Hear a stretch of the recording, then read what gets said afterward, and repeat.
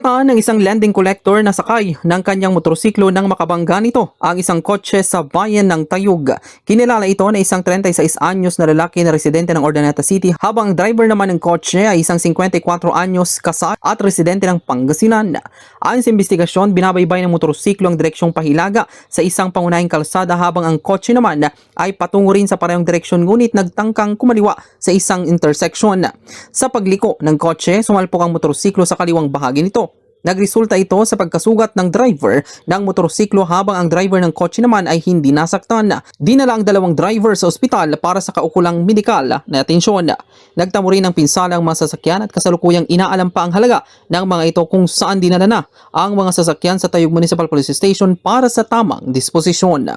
Para sa programang Bombo Reports, 2nd edition, Patrol numero 5, Bombo Liver na Kumus nag-uulat. This is Bombo Radio Philippines, the #1 and most trusted source of news and information. Basta radyo.